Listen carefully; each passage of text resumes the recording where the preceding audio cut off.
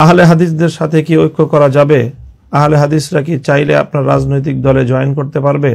তাদের সাথে আলেম ওলামাদের মূল পার্থক্যটা কোথায়?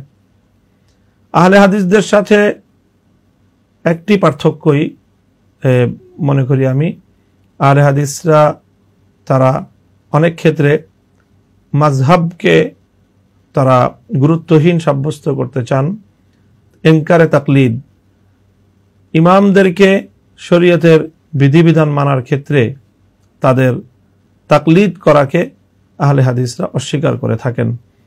যদি এটি না করেন, এটি করার প্রয়োজন হয় না তাদেরও একটি ভিন্ন স্কুল অফ থট, একটি ভিন্ন চিন্তার কেন্দ্র হিসেবে তারা তাদের কার্যক্রম পরিচালনা করেন।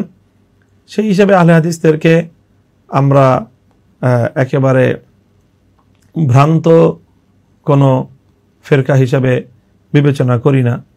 আহলে হাদিসদেরকে মনে করি যে তাদের একটি বিষয়, এটি আমরা সঠিক মনে করি না, যে তারা মাযহাবকে অপ্রয়োজনীয় মনে করেন এবং তাকলিদকে অস্বীকার করেন। এই বিষয়গুলোর সাথে তাদের সাথে এই বিষয়গুলোতে আমাদের মতপার্থক্য রয়েছে, দ্বিমত রয়েছে। কাজেই সেই মতপার্থক্যের জায়গায় রেখে রাজনৈতিক অঙ্গনে আমরা একসাথে কাজ করতেই পারি এবং যে কোনো আহলে হাদিস ভাইও আমাদের সংগঠনে যোগদান করে তিনি রাজনৈতিক অঙ্গনে সাংগঠনিকভাবে কাজ করতেই পারেন এবং অনেকে করছেন, আলহামদুলিল্লাহ।